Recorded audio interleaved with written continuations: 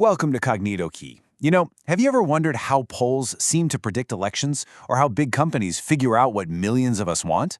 Well, it all boils down to one huge challenge. I mean, just imagine trying to find out the favorite movie of every single person in India. You can't possibly ask them all, right? So, how do you get an answer you can actually trust? That is the exact puzzle we're going to solve today. And the answer is something called sampling. Think of it like this. You wouldn't eat a whole pot of soup to see if it's tasty, would you? No, you just taste a spoonful.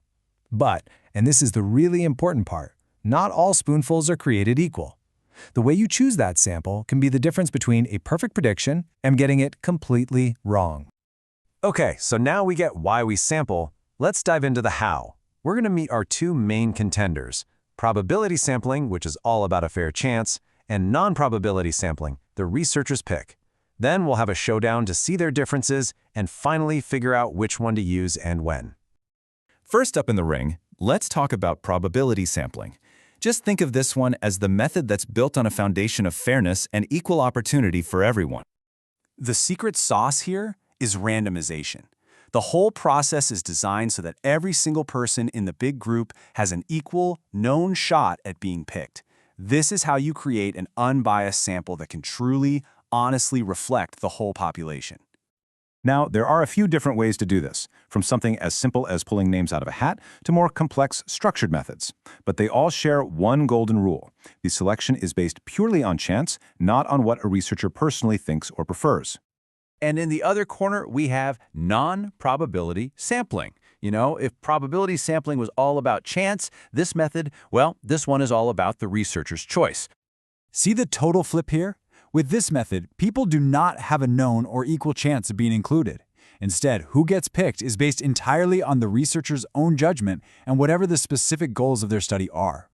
So this includes things like convenience sampling, just surveying people who are easy to find, like at a nearby mall, or something called snowball sampling, where one person you survey refers you to another.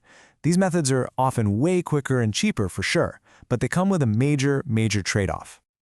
All right, time for the main event. Let's put these two methods right next to each other and see exactly where they differ. This is where it all becomes crystal clear. When you strip everything else away, it all comes down to one simple question. Is the sample chosen randomly, where every single person has a shot?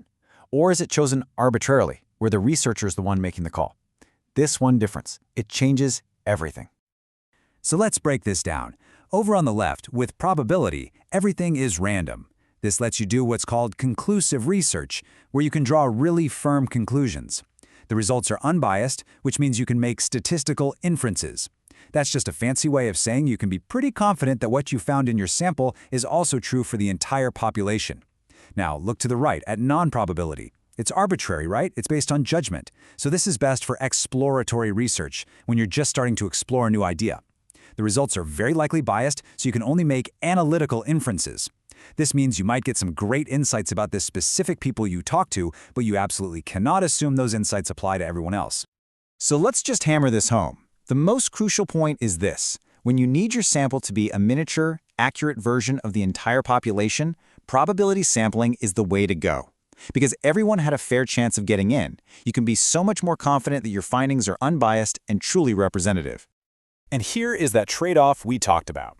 Because the researcher is making subjective choices with non-probability sampling, the results are almost always biased in some way. You just can't generalize your findings. The people you surveyed at the mall, they do not represent everyone in the country. It's as simple as that.